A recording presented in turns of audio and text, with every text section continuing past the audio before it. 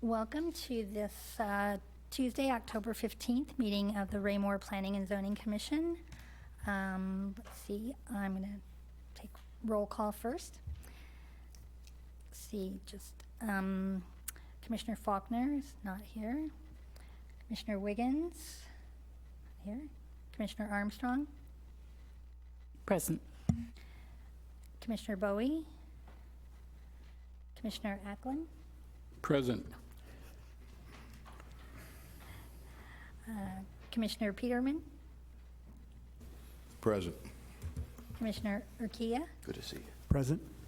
Mayor Turnbow. Present. And Commissioner Fleiser is here. Let's all stand for the Pledge of Allegiance. I pledge allegiance to the flag of the United States of America and to the republic for which it stands, one nation, under God, indivisible, with liberty and justice for all. Okay.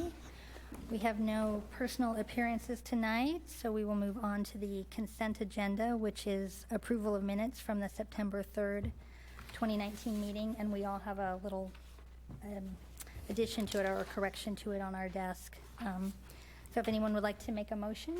I'll make a motion to approve the minutes from the September 3rd, 2019 Planning and Zoning meeting with the proposed amendment 1 on that states page 3, section 9, staff report, 5th line, to change November 3rd to November 4th. Second. Okay, thank you. So, motion by Commissioner Urquilla and seconded by Commissioner Bowie. Everyone in favor, please raise your hand. I think that's pretty so. We will move on. Just as a side note, I wasn't at the meeting, but I did review that online, so Okay. I felt comfortable with voting for the minutes of the meeting. Okay.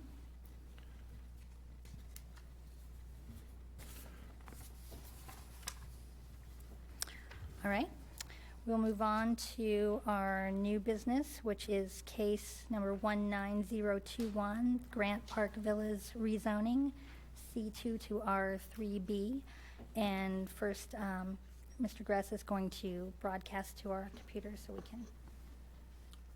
Thank you. At this time, I'll call on the applicant to make a brief presentation to the commission. I want to make sure that you all have the ability to view the presentation, follow along. Can you all see the presentation on your screen? Mm-hmm. Perfect.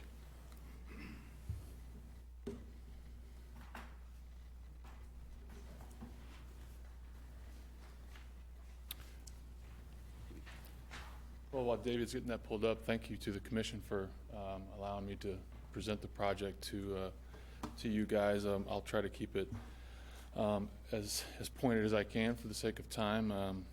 Some of you have already, I've been before City Council a couple of times with work session and the public hearing. Again, I'll try not to be too redundant. I'll go through what we're presenting and why we're requesting an R3B designation before you guys today. So I represent the developer Zimmerman Properties, and we're proposing Grant Park Villas, which is a 48 units, 55 and up senior property on Adams Street and Grant Drive. Very quick, who is Zimmerman Properties? So we do have quite the footprint in the Midwest, but we also own and operate in 15 states. We also manage our own properties, and we're over 15,000 units. I believe that is actually a little outdated. We might be nearing the 17,000 mark right now. We've developed over 100 projects, and we develop, construct, and manage all of our own properties. And Grant Park Villas would be no different. We've been involved in the LIHTC program since its inception. In Belton, we do own and operate Briar Creek Villas. It's another 48 unit, 55 and up property that's highly successful.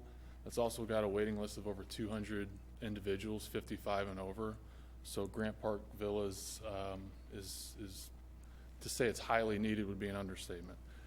We also have constructed We also manage Ridgeway Villas at the Legends here in Raymore.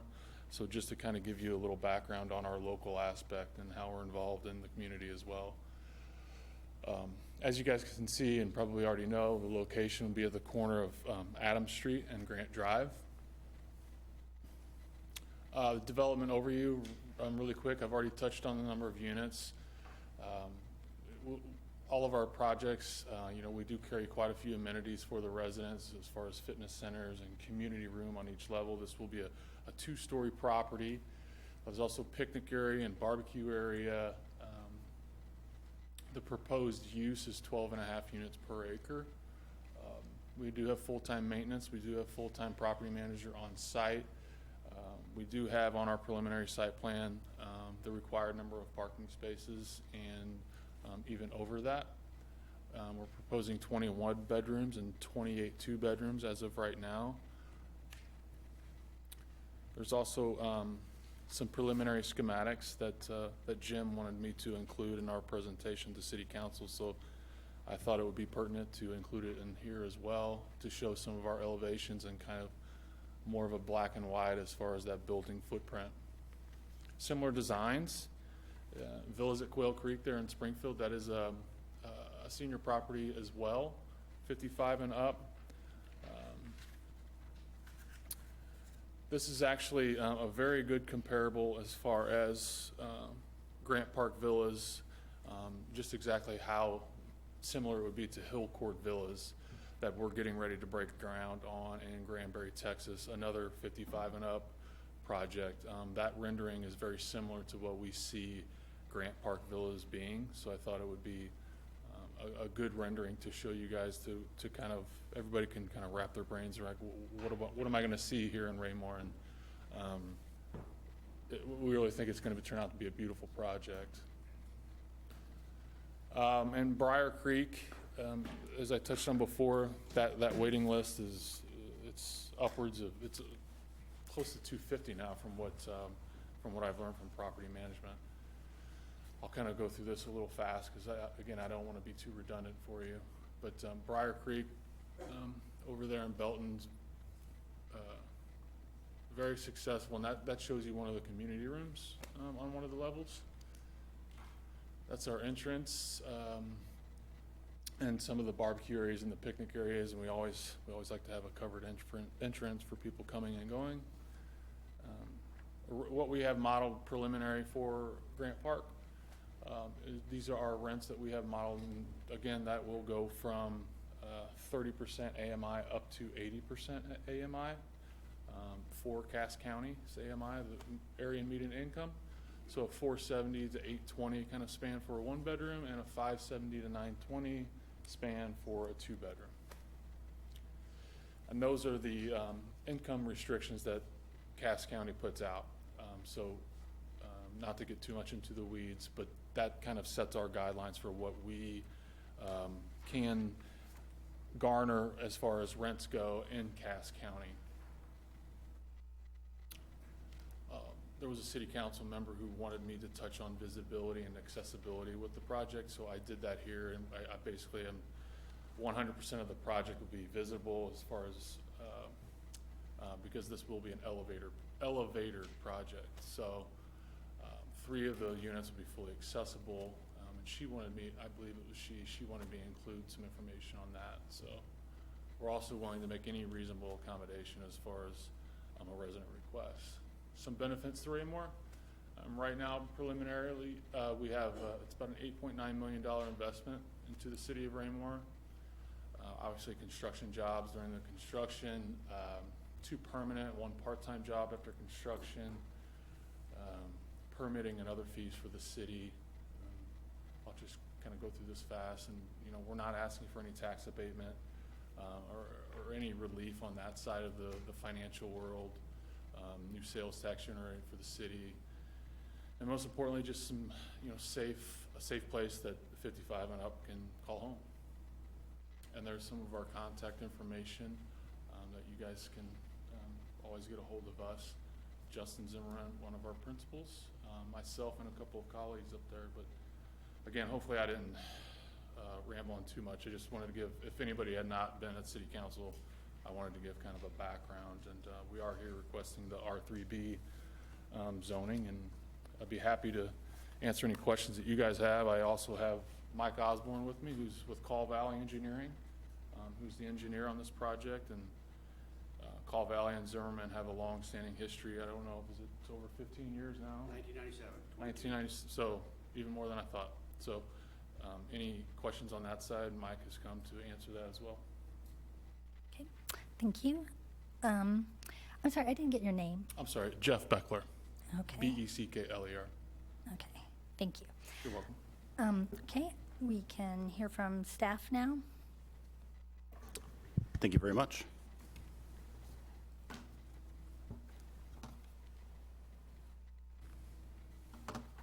Alrighty, as the applicant was indicating, the request this evening for the property is a change in zoning designation from the current zoning designation, which is C2, which under our Unified Development Code is general commercial, to an R3B apartment community residential district designation that would allow the property here, again, at the corner of Grant Drive and North Adams Street, to be developed as an apartment community similar to what the applicant had shown in their conceptual drawings and renderings for the project that they would like to move forward with. As I mentioned, the property is currently Zone C2. Some of the land surrounding the subject property to the north is attached single-family townhomes within the Point subdivision. To the south, two properties that are also Zone C2, which house two religious church institutions. To the east, undeveloped single-family tract of land. To the west, there is a light industrial, commercial, and single-family within the Ramblewood subdivision. So it's been referred to before as a kaleidoscope of zoning in this area of the city, and I think that's reflected in the map that's in your staff report this evening. Also within your staff report, I've included a number of photographs of the site as it exists today. It is a undeveloped site and has been since it was incorporated into the city several years ago.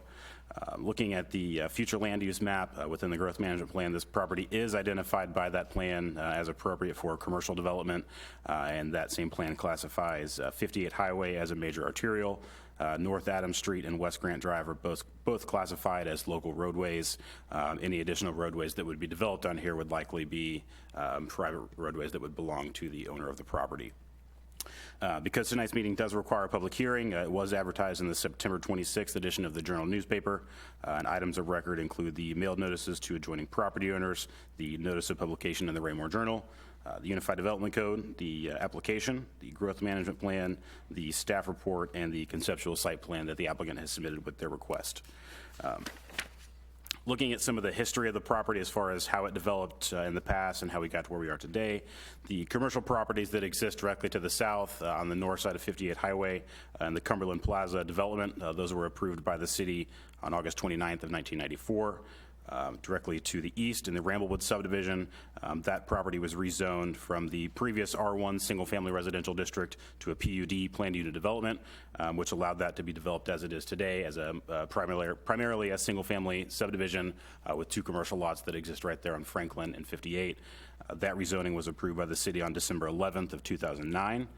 And then directly to the north of this subject property, the Point at Raymore subdivision, which is the 74-unit townhome development, was rezoned previously from the R3B apartment community residential district to an R3A multiple family residential district, which allowed that to be developed as the townhome community that exists today. The rezoning for that development was approved by the City Council on June 22nd of 2009. So several changes in zoning over the last several years surrounding this property.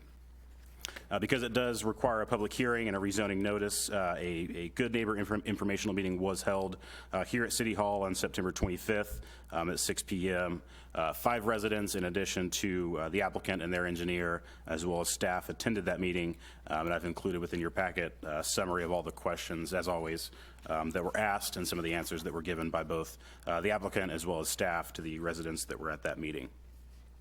On page 10, under the staff comments, as I mentioned, the R3B apartment community residential district, the uses that would be allowed under that zoning classification in comparison to the existing C2 designation are listed below within your staff report. I'll point out that the primary use under that requested zoning classification is an apartment community.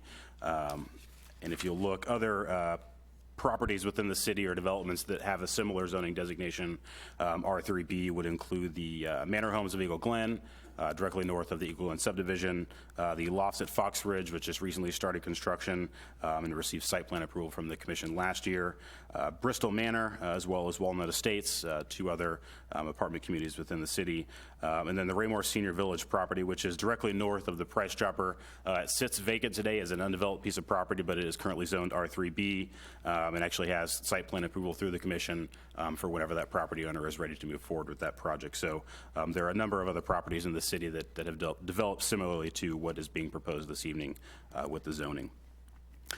Section 420.010A of the Unified Development Code does provide some guidance on the development of property with regards to multiple family dwellings or apartment communities relative to the number of units that can be placed within a given building, as well as the separation of buildings on a site, as well as the provision of open space and private yards for the number of units within that development. So there is some guidance that will be provided for the development on the site under the proposed zoning classification.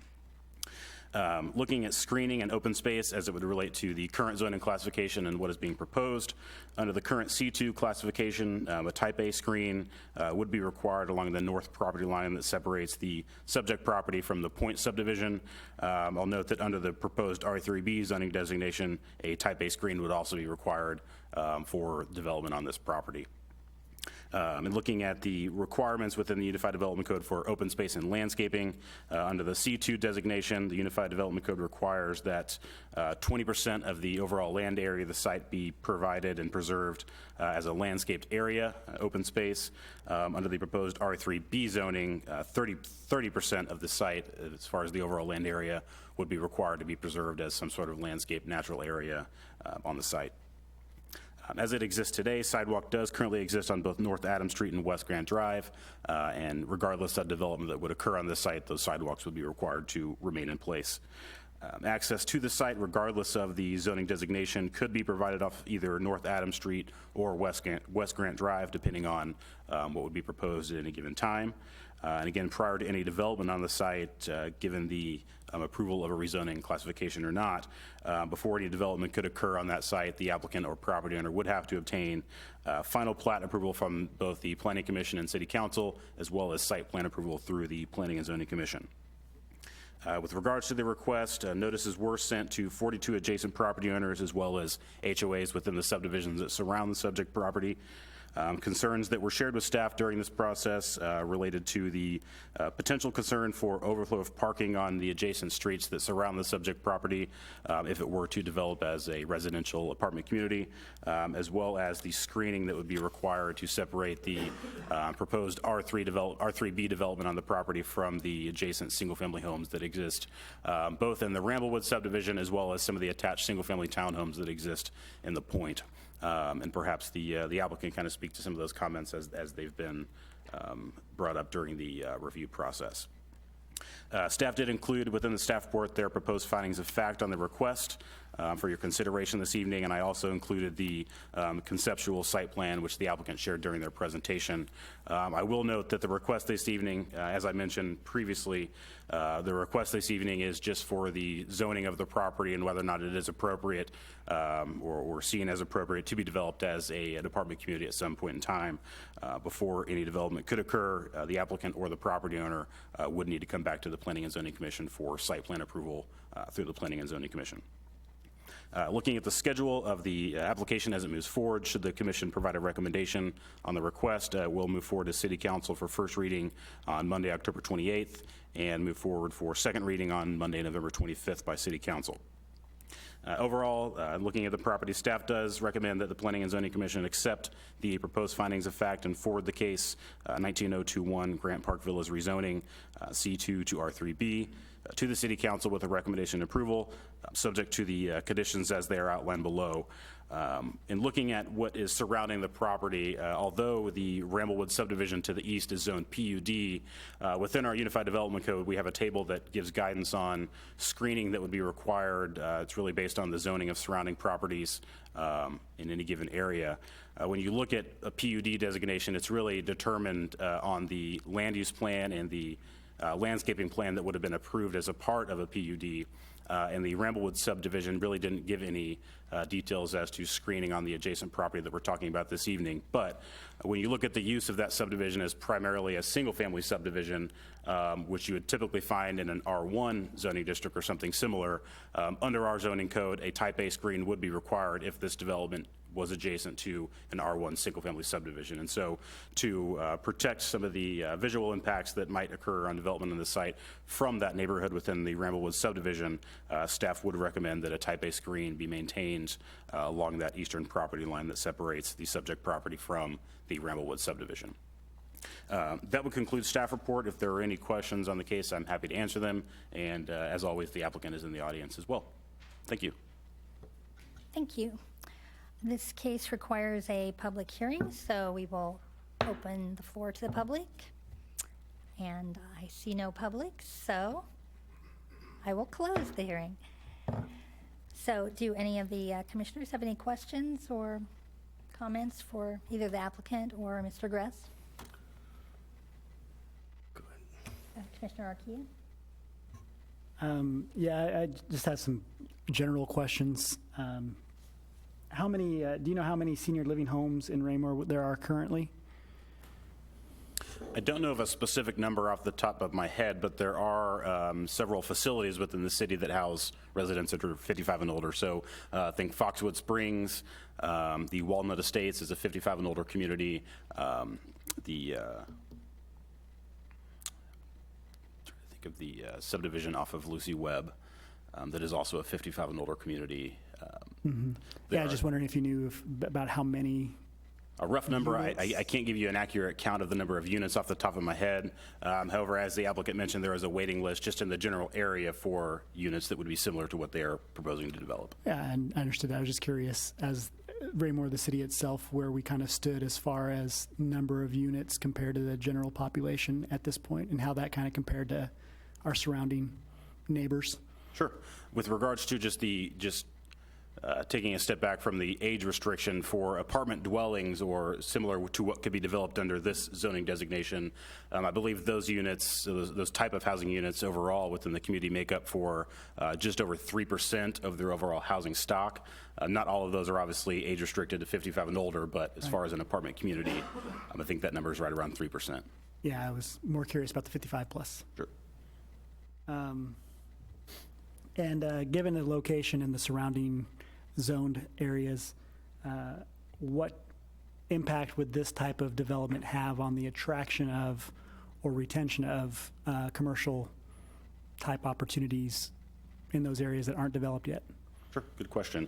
When you look at the surrounding area, as I mentioned before, it's been referred to as a kind of a kaleidoscope of zoning or different land uses around the area. And one of those land uses that exists specifically in this area is undeveloped land. So from the city's perspective, as you start to fill in some of those vacant pieces of land with either housing units or residents that are living there, for commercial development, it makes those areas a lot more attractive, just having that mass of residents that are there to utilize those services.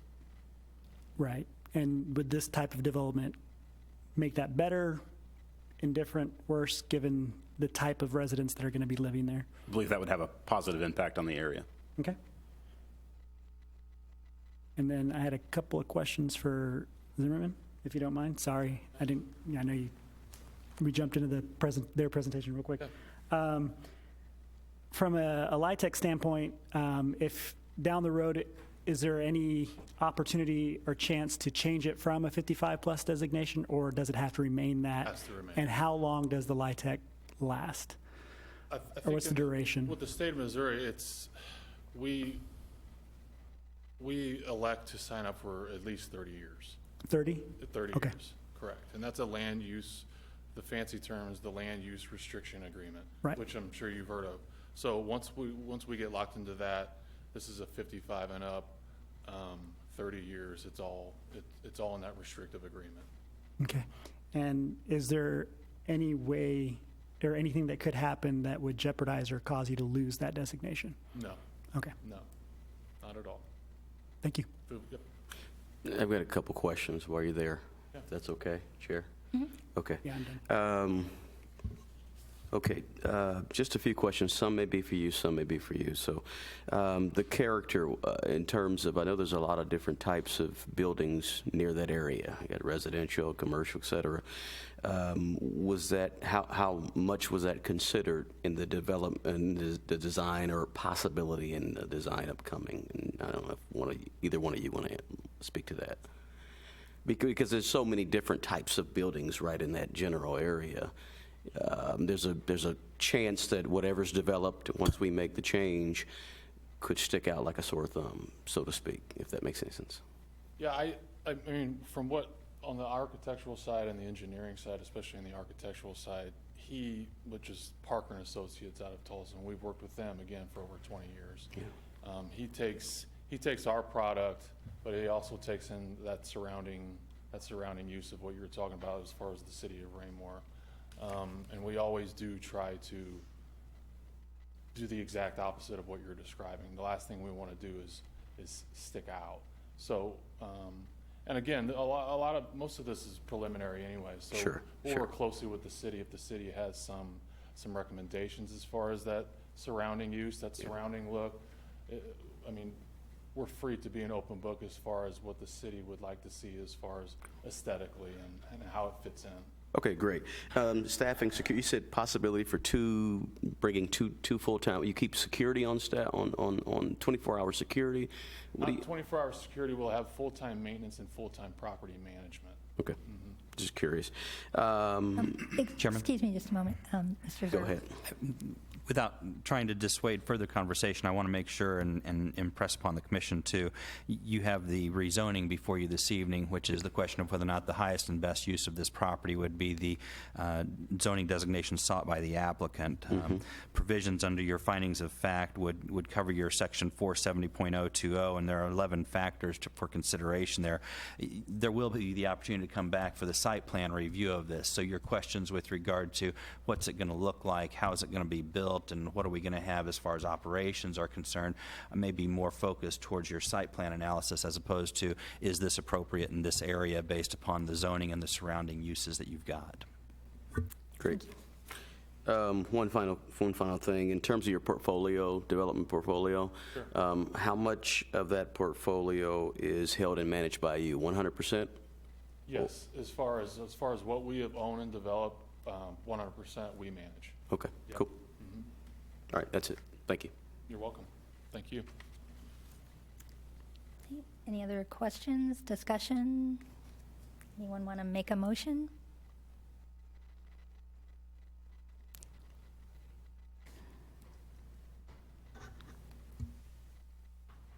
I'll go ahead and make the motion. I know that there is a definite need in our community. It's one of the things that our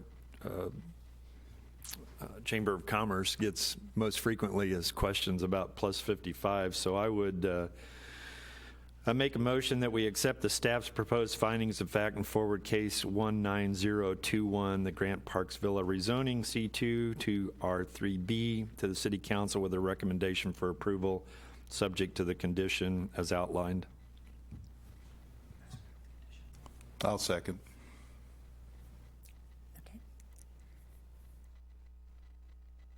Okay, the motion is to accept the staff proposed findings of fact and forward case 19021, the Grant Park Villas rezoning from C2 to R3B to the City Council with a recommendation of approval subject to the conditions outlined. Everyone in favor, please raise your hand. Okay, it's an easy one. No opposed, so the motion passes. Thank you.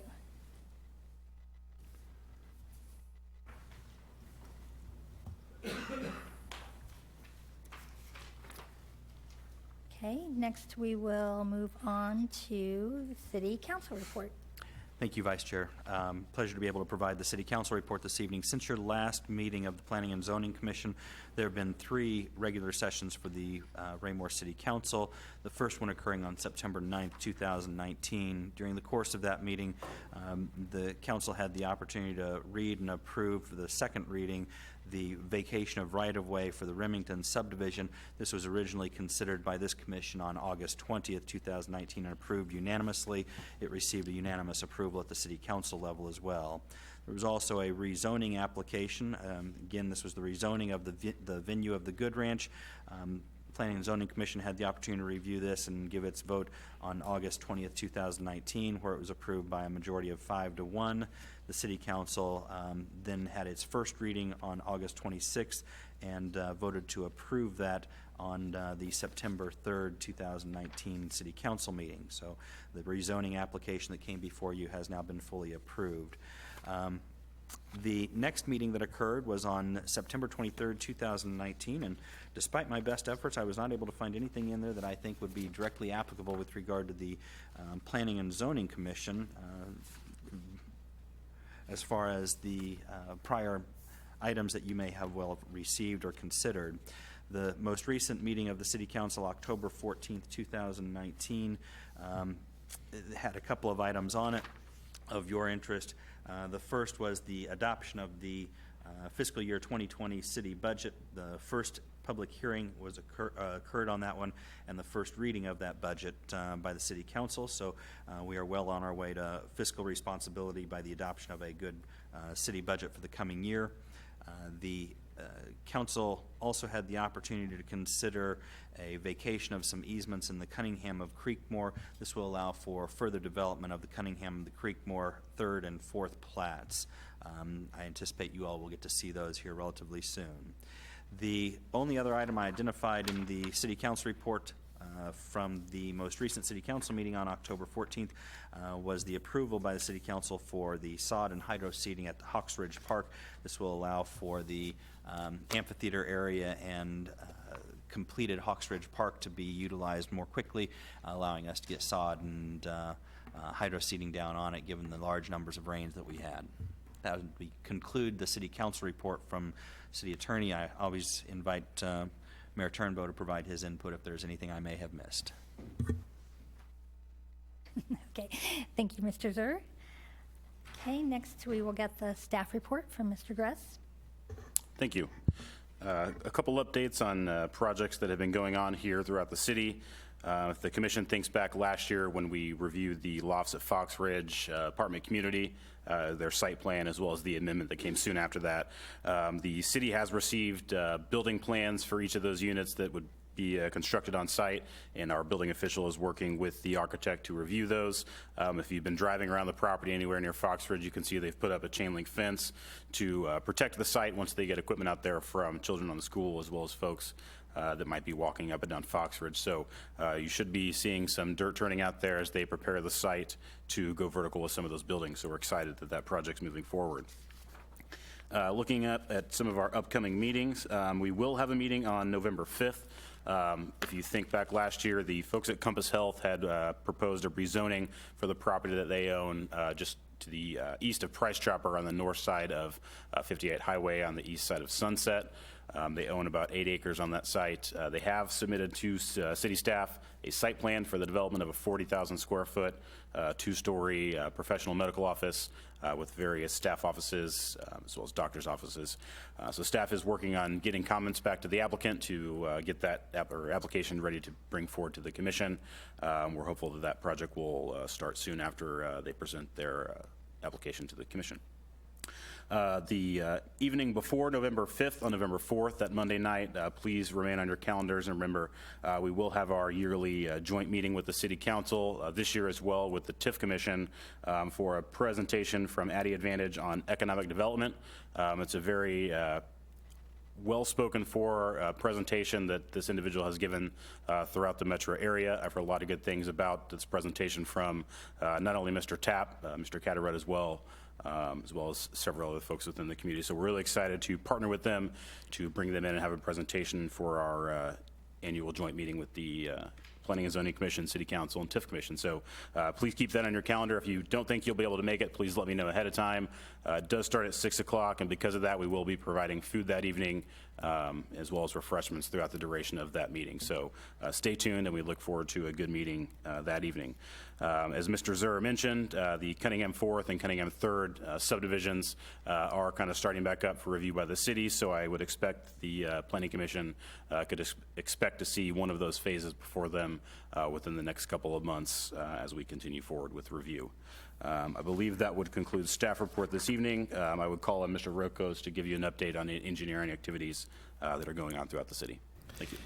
I just wanted to bring up one issue that is going on right now, not an issue, but one construction that might surprise you. On Bristol Avenue for Brookside 10th subdivision, the culvert was started back in, I believe, 2009, 2010, somewhere in that realm, and was stopped because of the development back then was not going very well. Well, that culvert now is being completed, and so a lot of people are surprised to see us out there building a culvert. So we've been actually pouring concrete last week and this week, and are going to connect Bristol to Saddlewood here, hopefully in the next couple of months. I'll be happy to answer any other questions you might have. Thank you. Anybody have any questions for anyone? All right, then we will move on to, I guess we have public comments, but we have no public, so I will assume there are no comments. We'll move on to commission member comments. I'll just start at the end. Commissioner Bowie? No comment tonight. Thank you for your presentation. I appreciate it. Thank you for staff, okay? Commissioner Peterman? Yes, thank you for bringing something new, possibly. And thanks, staff, for all the hard work you guys do. Okay. Commissioner Armstrong? As usual, thank you, staff, for your dedication and for the presentation. Okay. Commissioner Ackland? I really don't have any comments. I do want to thank staff and thank you for an outstanding presentation. Okay. Commissioner Urquia? Just echo what my fellow commissioners have said. Thank you for your time tonight and for taking the time to come in and meet with us and answer our questions. And as always, staff, for your time putting together your reports and letting us know what's going on. Okay. Mayor Turnbow? No report this evening. Thank you. Okay. I don't really either. I'd like to thank everyone for helping me along here. The only comment I was going to make was that I recently visited Hawk Ridge Park and kind of took a walk around the lake, and it's really nice, and I would encourage anybody to go out there and check it out. I think it'll be really nice once the playground is there too, but it's just a really good addition to our city, so go see it. Other than that, I guess if anyone would like to make a motion to adjourn. So moved. Second. Okay. Everybody in favor? Okay, I think it's unanimous. Meeting adjourned.